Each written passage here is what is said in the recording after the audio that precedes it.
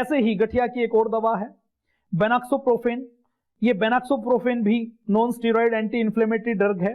Eli Lilly नाम की एक कंपनी है, दुनिया की 10 बड़ी फार्मा कंपनियों में से एक कंपनी है। इस कंपनी ने इसकी खोज की। बेनॉक्सोप्रोफेन को अमेरिका में ओराफ्लेक्स के नाम से बेचा जाता है और यूके में ओपरन के नाम से बेचा जाता है।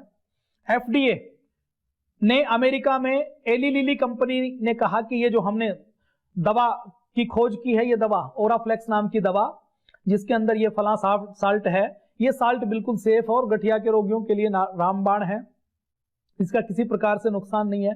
तो एफडीए ने अमेरिका में 1982 में इसको अप्रूव किया और 1980 में यूके में इसका अप्रूवल एली लिली ने पहले ही ले लिया। 1980 से यूके में बेचना शुरू किया। यूके में जब 1980 से उसको बेचना शुरू किया तो ब्रिटिश जर्नल मेडिकल ने एक रिपोर्ट दी मई के महीने में, ठीक 2 साल बाद, कि ये जो दवा जोड़ों के दर्द के लिए दी जा रही है, ये जोड़ों के दर्द की दवा से किडनी और लीवर दोनों फेल हो रहे हैं और इससे सैकड़ों व्यक्तियों का फेल हुआ है और सैकड़ों व्यक्ति मर चुके हैं। जब यूके के मेडिकल जर्नल ने ये रिपोर्ट दी तो इसके ऊपर पहले तो कंपनी ने मना किया, जैसा कि हर बार की तरह होती है। फिर प्रामाणिक आंकड़े दिखाई गए, फिर उसमें उन्होंने बताया कि केवल ये 100 व्यक्ति नहीं है, इसके 3,500 केसेस हैं जो रिपोर्ट हुए हैं। और देखिए, ये जो जोड़ों के दर्द हैं, ये जो हार्ट की है, ये लीवर की दवाएं हैं, आधे लोग तो वो लेते हैं जिनके घर में कोई दूसरा व्यक्ति होता नहीं है। आधे लोग वो लेते हैं जिनको यदि कोई ऑर्गन फेलियर हो भी जाए, कोई साइड इफेक्ट हो, तो वो कहीं रिपोर्ट नहीं कर सकते, कोई स्टेज नहीं होता, कोई प्लेटफॉर्म नहीं होता, उनको पता नहीं होता। और विदेशों में तो फिर भी थोड़े से लोग जागरूक हैं। भारत जैसे देश में किसी दवा से आपको नुकसान हो जाए तो आप बताइए, मैं अगर बताऊं तो खुद मुझे जागरूक होते हुए भी मुझे नहीं पता कि ऐसा कौन सा पोर्टल है, ऐसा कौन सा एड्रेस है, ऐसा कौन सा अधिकारी है जिसको चिट्ठी लिखकर कहा जा सके। आपने किसी बड़ी कंपनी के खिलाफ चिट्ठी लिख दी, बता दिया कि उसकी दवा से आपको नुकसान हुआ, आपको मुआवजा मिलना, उस दवा के ऊपर लगना तो दूर की बात है, हो सकता है आपको ही डराया जाए, धमकाया जाए, आपके ऊपर ही मानहानि का केस कर दिया जाए।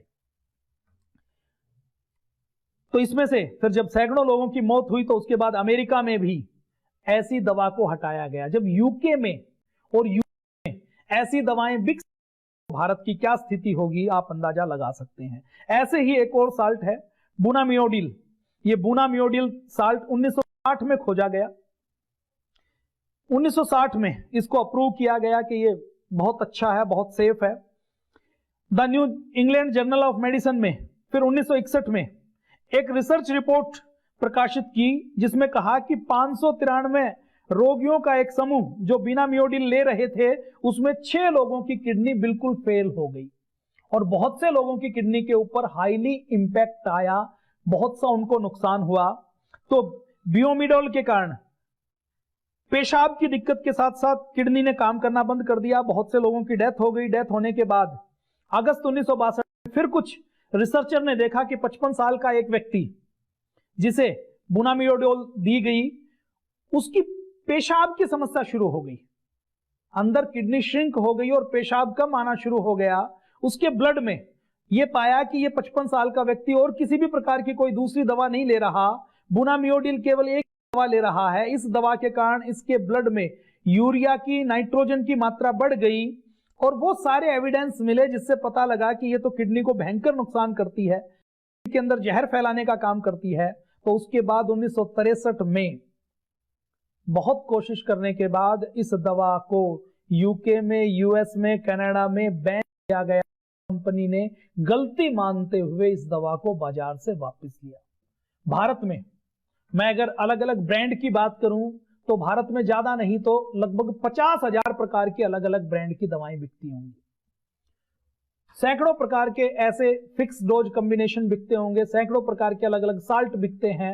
उनमें से कितने किस प्रकार के नुकसानदायक हैं, इसकी स्टडी करने का कोई सिस्टम, ऐसा कोई प्रभावी अमेरिका जैसा सिस्टम भारत में हो, ऐसा अभी तक दिखाई नहीं देता। अगली, मैं अगर एंटीबायोटिक दवाओं की बात करूं तो एंटीबायोटिक दवाओं टेमाफ्लोक्सासिन नाम का एक साल्ट है। टेमाफ्लोक्सासिन ओमनीफ्लोक्स के नाम से एबोट एक बड़ी कंपनी है, ये भी जो दुनिया की 20 बड़ी फार्मा कंपनी है उसमें से है। उस कंपनी ने ओमनीफ्लोक्स के नाम से एंटीबायोटिक दवा का ब्रांड लॉन्च किया। जिन रोगियों को लोअर रेस्पिरेटरी ट्रैक में इंफेक्शन हो जाता है, किसी प्रकार का जेनिटल और यूटीआई यूरिनरी ट्रैक में इंफेक्शन हो जाता है, मान लीजिए पेशाब में कोई जलन है, पेशाब के रास्ते में किसी प्रकार का कोई इंफेक्शन हो गया, या कोई स्किन के अंदर इंफेक्शन हो जाता है, तो वो एंटीबायोटिक इसलिए बनाई गई कि आपकी स्किन के अंदर थोड़ा सा इंफेक्शन है तो आप ये एंटीबायोटिक ले लें तो वो इंफेक्शन ठीक हो जाएगा। इसके लिए एबॉट ने ओमनीफ्लोक्स के नाम से ये मेडिसिन लॉन्च की। 1992 की जनवरी में एफडीए ने इसको अप्रूवल दे दिया। क्लिनिकल कंट्रोल ट्रायल की रिपोर्ट कंपनी ने दिखाई कि ये देखिए हमने in vivo, in vitro, animal और क्लिनिकल कंट्रोल ट्रायल किया और ये पूरी तरह से सेफ है, ये तो पूरी दुनिया के लिए, मानव जाति के लिए रामबाण दवा है। जनवरी 1992 में इसको अप्रूवल दिया गया और कमाल की बात देखिए, स्किन के ऊपर बाहर से लगाने वाली दवा भी कितना नुकसान कर सकती है। स्किन के अंदर इंजेक्शन लगाने वाली दवा यूटीआई यूरिनरी ट्रैक्ट की जलन को ठीक करने वाली दवा से कितना नुकसान हो सकता है कि इस दवा के कारण हेमोलिटिक एनीमिया शुरू हुआ, किडनी फेलियर शुरू हुआ और 4 महीनों के दौरान ही सैकड़ों रोगियों की किडनी फेल हो गई। और जनवरी 1992 में जिस दवा को अप्रूवल दिया गया, जून 1992 में एफडीए को उस दवा के ऊपर बैन लगाया गया। ये तो एफडीए था जिसने बैन लगा दिया। भारत जैसे देश में आप स्किन के ट्रीटमेंट के लिए, किसी प्रकार के फंगल बैक्टीरियल इंफेक्शन के लिए आप कोई दवा खा रहे हैं, कोई इंजेक्शन ले रहे हैं, कोई टेबलेट ले रहे हैं, तो इस बात की क्या गारंटी है कि वो आपका लीवर फेल नहीं कर रही, आपका हार्ट फेल नहीं कर रही, आपकी किडनी फेल नहीं कर रही। किसी व्यक्ति ने कोई दवा ली, उसका हार्ट, लीवर, किडनी फेल भी हो गई, तो वो व्यक्ति ये मानेगा कि किसी और कारण से हुई होगी। डॉक्टर ने जो दवा दी, दवा तो बिल्कुल सेफ हो की टेस्टिंग करने के लिए, ट्रायल करने के लिए बहुत सी सरकारी एजेंसियां हैं, लेकिन ये दुख की बात है कहते हुए कि ऐसी कोई एजेंसी नहीं है जो आपके हेल्थ की रक्षा करे। आपको अपने हेल्थ की रक्षा खुद करनी पड़ेगी। ये जितनी एजेंसीज हैं, दुनिया के 200 देशों की बात छोड़ दो, जो सबसे ताकतवर देश है America, drug administration of America, जिसको बहुत मजबूत और ताकतवर एजेंसी माना जाता है, सब प्रकार के संसाधन है, उनके पास लैब है, दुनिया के बढ़िया सब अच्छे से अच्छे रिसर्च साइंटिस्ट हैं, डॉक्टर्स हैं जो एक एक चीज को बारीकी से देख सकते हैं। उस एफडीए को भी ये फार्मा कंपनियां खरीद लेती हैं, अपने मन मुताबिक नियम बनवाती हैं, कानून बनवाती हैं, उनको भी प्रभावित कर देती हैं। तो जून 1992 में इसको 6 महीने के अंदर वापस लिया गया। ऐसे ही हम और अगर बात करते हैं तो ऐसी बहुत सी दवाएं हैं जो किडनी को खराब करने का काम करती हैं। ऐसे ही बुसेटिन नाम की एक दवा है जिसको दर्द के लिए और बुखार के लिए दिया जाता है। ये जो दर्द और बुखार के लिए जो दवा दी जाती है, इसको 1986 में जब ये पाया गया कि इससे दर्द और बुखार तो परमानेंट क्योर नहीं होता, लेकिन किडनी जरूर फेल होती है, तो 1986 में इसके ऊपर बैन लगाया गया। आप ये देख रहे हैं। बुनामियोडिल नाम की एक दवा है, डायग्नोस्टिक एजेंट के रूप में जिसको प्रयोग करते थे, 1960 में अप्रूव किया। बहुत सी ऐसी दवाएं हैं ना जो शरीर के अंदर डालकर शरीर के अलग अलग अंदर के अंगों को देखा जाता है, तो 1960 में इसको सेफ बताते हुए अप्रूवल किया गया। और इसने जब किडनी फेल करना शुरू किया तो 1963 में इसके ऊपर बैन लगाया गया। सेरीवास्टेटिन बायकाल के नाम से की कोलेस्ट्रॉल की दवा को कम करने वाली दवा 1990 में लॉन्च की गई। 2001 में फिर इसके ऊपर बैन लगाया गया, जिसकी हम बात कर चुके हैं। टेमाफ्लॉक्सासिन ओमनीफ्लोक्स के नाम से एबट लेबोरेटरी ने एंटीबायोटिक दवा 1992 में अप्रूव की गई, जिसको 1992 में 6 महीनों के बाद उसको वापस लिया गया। थियोबूटा बारिटोन के नाम से एनेस्थेसिया, जिनको सुन्न करने के लिए एनेस्थेसिया दिया जाता है, वो एनेस्थेसिया भी किडनी फेल कर सकता है। इसको कई सालों तक रोगियों को केवल हानि रहित मानकर देते रहे, लेकिन 1993 में जब सैकड़ों हजारों केसेस ऐसे आने शुरू हुए कि जो व्यक्ति हॉस्पिटल में गया तो किसी ऑपरेशन को करवाने के लिए, किसी अंग को ठीक करने के लिए गया था, लेकिन एनेस्थेसिया ने उसको किडनी फेलियर दे दी, तो 1993 में उसके ऊपर भी बैन लगाया गया। आगे मैं कुछ और दवाओं की यदि मैं बात करूं तो ये बहुत से दवाएं हैं जिनके बारे में खुद एनसीबीआई, जिसको हम वर्ल्ड की सबसे जागरूक संस्था मानते हैं, वो ये कहती है कि ये दवाएं हैं, हमने अप्रूवल दिया हुआ है, लेकिन इनसे किडनी फेल होती है, किडनी को नुकसान होता है, हमारे पास इसके पूरे एविडेंस हैं। लेकिन फार्मा कंपनियां बहुत फ्रॉड करने वाली होती हैं, सारी नहीं होती, लेकिन 90 से 99% फार्मा कंपनियों का उद्देश्य केवल व्यापार करना होती है, तो वो किसी दवा के जब अप्रूवल के लिए लगाते हैं तो साइड इफेक्ट है उसको कम करके बताया जाता है, फायदों को बढ़ा चढ़ाकर बताया जाता है। फिर एफडीए में जो प्रभावित नहीं होने वाला अधिकारी है उसको भी ये समझाया जाता है कि इसके नुकसान तो कम है, फायदे ज्यादा हैं, ज्यादा करो तो हम इसके ऊपर वार्निंग छाप देते हैं। इसके साथ एक कोई पेपर जोड़ देते हैं जिस पेपर में ये लिखा रहेगा कि इससे ये नुकसान होते हैं। इनका कोई प्रभाव नहीं पड़ता, मरीज इनको पढ़ता नहीं है, डॉक्टर सुरक्षित समझ के इसको लिखता रहता है, मार्केटिंग की जाती है, डॉक्टर को फ्री सैंपल दिए जाते हैं, डॉक्टर को विदेश में घुमाया जाता है और डॉक्टर इन दवाओं को लिखता है। दवा कंपनी ये समझती है कि हमने तो वार्निंग लिख दी, डॉक्टर ये समझता है कि मेरा काम तो पर्चे पर लिखना है, मरीज दवा को खरीदेगा तो उसकी वार्निंग को पढ़कर सावधानी से लेगा।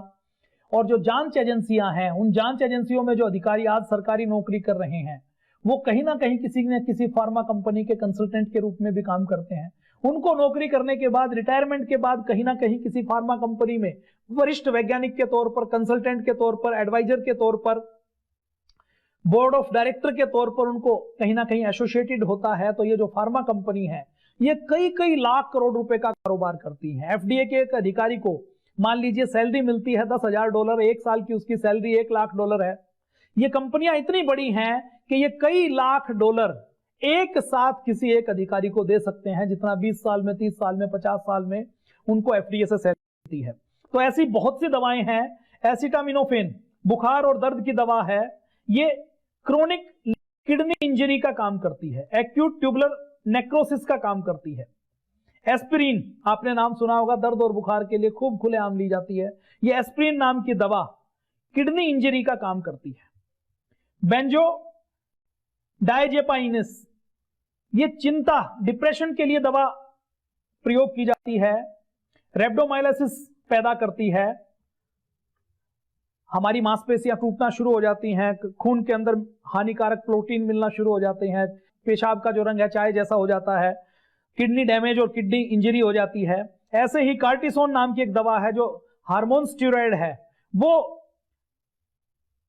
किडनी को नुकसान करता है। इसी तरीके से डी पेंसिलिमाइन नाम की एक दवा है जो रूमेटॉइड आर्थराइटिस के लिए प्रयोग की जाती है, लेकिन उसको प्रयोग करने के बाद यूरिन में प्रोटीन की मात्रा ज्यादा हो जाती है जिसका कोई ट्रीटमेंट के पास नहीं है।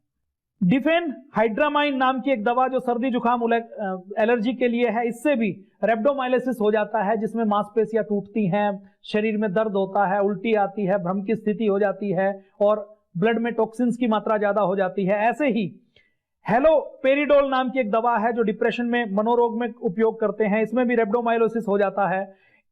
इंडो नाम की एक दवा है जो एंटीवायरल है, इससे भी किडनी इंजरी होती है। इंटरफेरॉन अल्फा के नाम से एक दवा है जो कैंसर में उपयोगी होती है। और एक और बात, जिनको कैंसर होता है, जो कीमोथेरेपी लेते हैं, कीमोथेरेपी लेने वाले 100% रोगियों के शरीर में टॉक्सिन्स बढ़ जाते हैं। कीमोथेरेपी की दवाएं इतना हानिकारक प्रभाव डालती हैं कि कीमोथेरेपी की दवाओं के कारण किडनी फेल तो होती ही होती है, कैंसर का ट्रीटमेंट हो या ना हो। ऐसे ही लेंसोप्राजोल गैस एसिडिटी के लिए दवा है जो किडनी इंजरी करने का, किडनी फेल करने का काम करती है। लिथियम नाम की दवा है जो मनोरोगियों के लिए काम मिलाई जाती है, ये भी रेब्डोमाइलिसिस करती है। नेप्रोक्सन नाम की एक दवा है जो दर्द, सूजन, आर्थराइटिस के लिए दी जाती है, ये भी इसी प्रकार से किडनी इंजरी करने का काम करती है। ओमेप्राजोलोल गैस एसिडिटी की दवा है। देखिए गैस एसिडिटी तो खाना चबा चबा कर खाकर ठीक कर सकते हैं, 2-4 किलोमीटर घूमकर ठीक कर सकते हैं, किसी चूर्ण को लेकर ठीक कर सकते हैं, किसी हाजमे वाली हाजमोला जैसी किसी भी प्रकार की हरड़वटी को लेकर हम ठीक कर सकते हैं, अनारदाना लेकर ठीक कर सकते हैं, हम उसको मेथी, अजवाइन, सौंफ लेकर ठीक कर सकते हैं। लेकिन इसके लिए जब गैस एसिडिटी के लिए एलोपैथी की दवा खाते हैं तो गैस एसिडिटी तो छोटी समस्या है, किडनी फेलियर बड़ी समस्या है, वो पैदा करती है। पेंटोप्राजोल गैस एसिडिटी के लिए दवा है, ये भी एक्यूट किडनी को फेलियर करने का काम करती है। पेंसिलिन जी एंटीबायोटिक है, किडनी में सूजन लाती है। फेनफार्मिन लो ब्लड शुगर की दवा है, ये भी किडनी के ऊपर दुष्प्रभाव डालती है। प्यूरोमाइसिन एंटीमाइक्रोबियल दवा है, किडनी को खराब करने का काम करती है। क्विनोइन जिसको खूब खाया जाता है मांसपेशियों के दर्द के लिए या मलेरिया के लिए जिसको प्रयोग किया जाता है, ये भी किडनी के ऊपर दुष्प्रभाव डालती है, साइड इफेक्ट डालती है। रिम्फापिन एंटीमाइक्रोबियल दवा है, ये भी किडनी को खराब करती है। रेनिटिडीन गैस एसिडिटी के लिए, जिसके लिए वार्निंग दिखाई हुई थी, ये रेनिटिडीन भी, इसके बारे में भी वार्निंग गैस एसिडिटी के लिए है, लेकिन ये भी किडनी इंजरी का काम करती है। इसी प्रकार से सल्फोनामाइज्ड एंटीमाइक्रोबियल है, ये भी किडनी को खराब करती है। टेट्रासाइक्लिन ये एंटीमाइक्रोबियल है, ये भी किडनी को, कोशिकाओं को नुकसान करने का काम करती है। ये तो मैंने किडनी के बारे में कुछ बात की। अब एक और दवा है जेंटामाइसिन, ये भी एक एंटीबायोटिक है। ये जो जेंटामाइसिन है, ये जो एंटीबैक्टीरियल दवा है, एंटीबायोटिक है, ये बोन में कोई इंफेक्शन हो, किसी भी प्रकार का कहीं इन्फ्लेमेशन हो, न्यूमोनिया हो, यूटीआई हो, या कोई घाव हो गया हो, उसमें ये इंजेक्शन की फॉर्म में दी जाती है। आई ड्रॉप के रूप में भी इसका प्रयोग किया जाता है, पशुओं में भी इसका प्रयोग किया जाता है। जेंटामाइसिन को एक जाना माना एंटीबायोटिक के रूप में माना जाता है।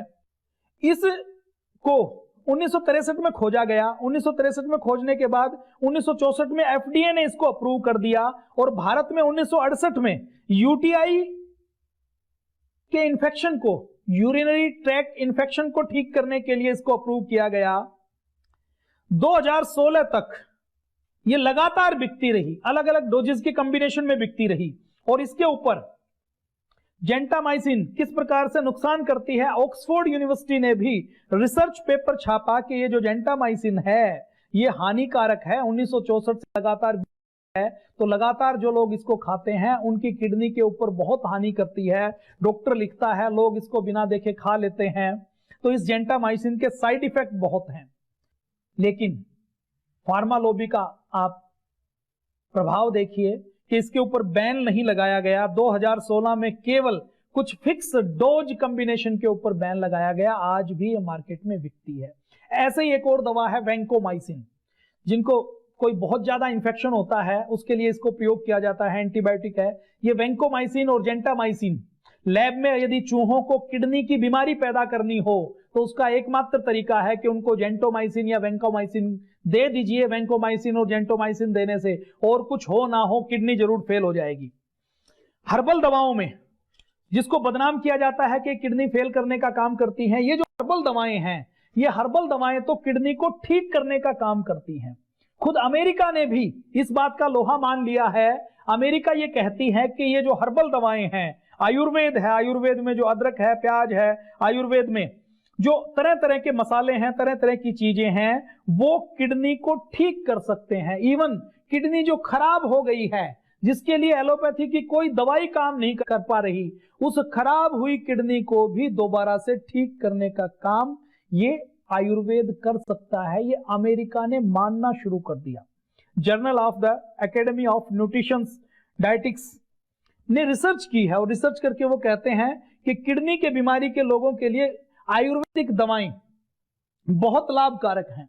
और पतंजलि में जब ये देखा कि किडनी की दवाओं का बहुत बड़ा नुकसान हो रहा है, किडनी के रोगियों के लिए एलोपैथी की कोई प्रभावी दवा नहीं है, एलोपैथी उल्टा आयुर्वेद को बदनाम करने का काम करते हैं, तो पतंजलि ने आयुर्वेद के हिसाब से, आयुर्वेद के आधार पर एक दवा निकाली जिसको रीनोग्रिट के नाम से लॉन्च किया गया। ये जो रीनोग्रिट है, इसमें अपामार्ग है, पाषाण भेद है, इसके अंदर पलाश है, इसके अंदर वरुण है, इसमें अंदर पुनर्नवा है, इसके अंदर कासनी है, इसके अंदर गोखरू है।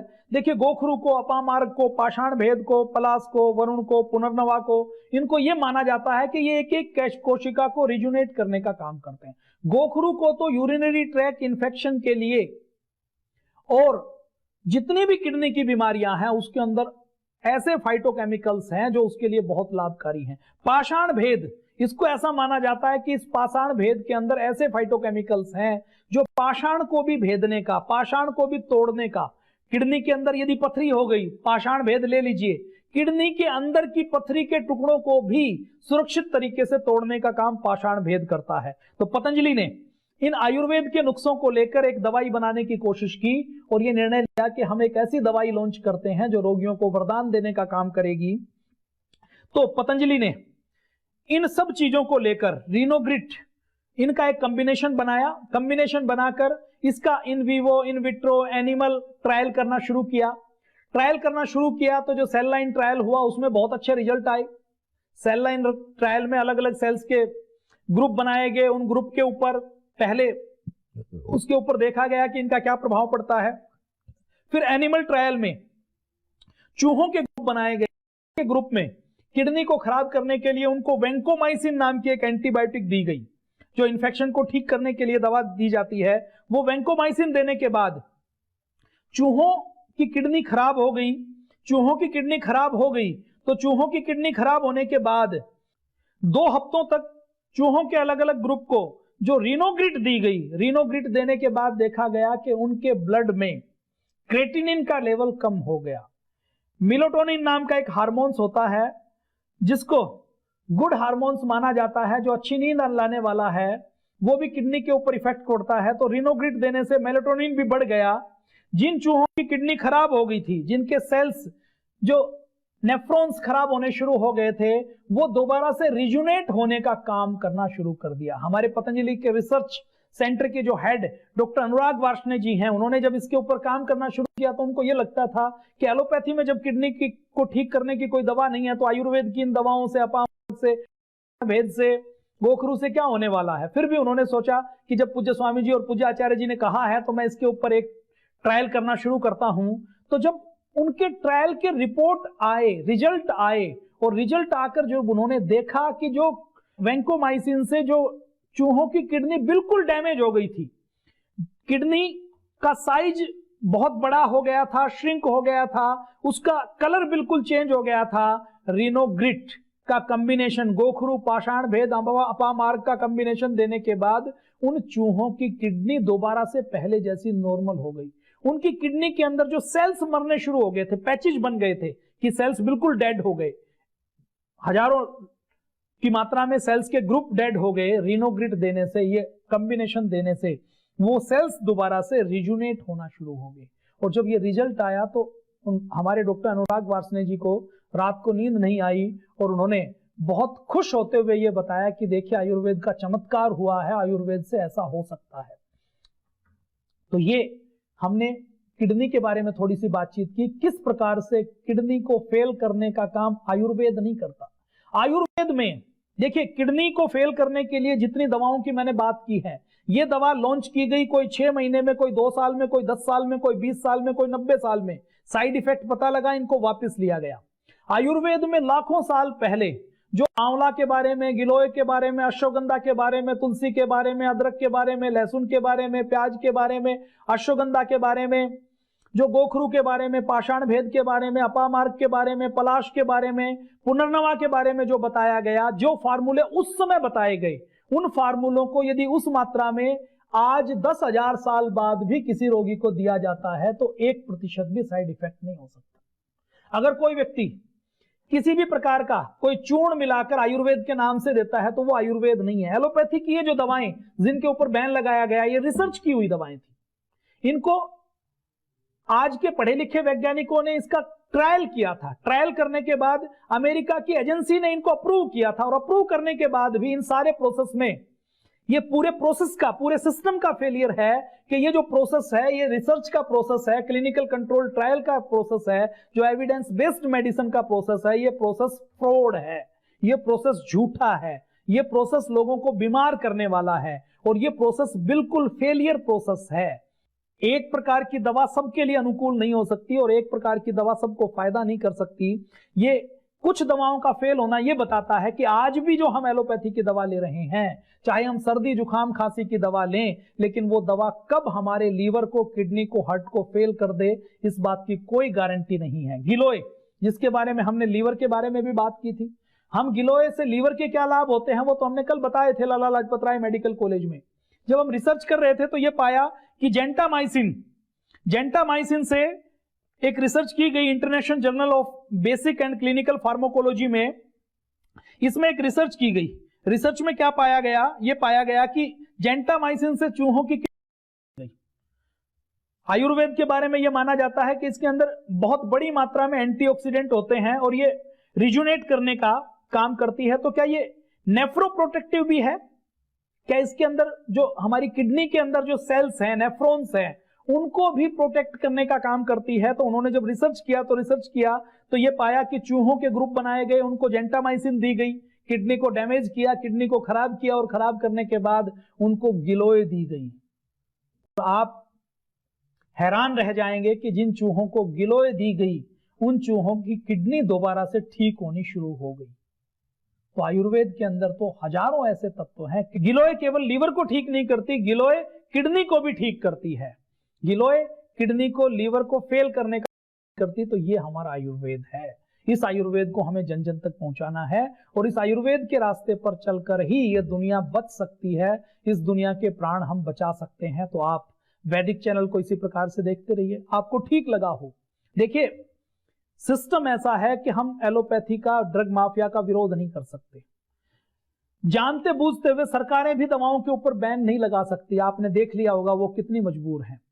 आज कोविड के समय जानबूझकर सबको गलत दवाइयां बिना किसी रिसर्च के दी गई, लाखों लोगों की जान गई, उसकी कोई जिम्मेदारी नहीं लेता। वैक्सीन सबको लगाई गई, लेकिन वैक्सीन लगाने के बाद एक बाप की 2 जवान बेटियां मर जाती हैं वैक्सीन के बाद। उन बेटियों को कोई समस्या नहीं होती, कभी कोई दिक्कत नहीं होती। वो सुप्रीम कोर्ट में जाते हैं, सुप्रीम कोर्ट में कहते हैं कि वैक्सीन के कारण मेरी 2 जवान बेटियां चली गई, इसके लिए किसी को जिम्मेदार ठहराया जाता। सुप्रीम कोर्ट सरकार को कहते ने वैक्सीन जबरदस्ती लगाई, तो सरकार हलफनामा देकर कहती है कि हमने कोई वैक्सीन जबरदस्ती नहीं लगाई और इनकी बेटियों की जान यदि गई है तो हम इसके लिए जिम्मेदार नहीं है। आपने देखा होगा कि ये माफिया कितना ताकतवर है कि आप घर से निकलते थे तो एयरपोर्ट के ऊपर आपको बंधक बना लिया जाता था। आप कार्यालय में जाएंगे तो ऑफिस में आपको काम तब करने दिया जाएगा जब आप वैक्सीन का सर्टिफिकेट दिखाएंगे। आप पुलिस में है, सेना में है, तो जबरदस्ती से वैक्सीन लगाई गई। लेकिन कहती क्या है सरकार कि वैक्सीन लगाना स्वैच्छिक था। क्या स्वैच्छिक था? मैं ट्रेवल करता हूं अलग अलग जगह, बिना वैक्सीन के सर्टिफिकेट के ट्रेवल नहीं। यदि आपको इस देश में काम करना है, बिजनेस करना है, नौकरी करना, व्यापार करना, और बड़े व्यक्तियों की तो छोड़ दीजिए, जो 8वीं 10वीं में पढ़ने वाले बच्चे हैं, उन बच्चों के लिए भी बोर्ड के एग्जाम देते हुए ये मैंडेटरी कर दिया गया कि यदि बोर्ड के एग्जाम देने हैं तो बोर्ड के एग्जाम में तब बैठने दिया जाएगा जब वैक्सीन लगवाओगे। और सरकार कहती है कि वैक्सीन जरूरी नहीं है, वैक्सीन के लिए जबरदस्ती नहीं की गई। तो एक बहुत बड़ा षड्यंत्र चल रहा है।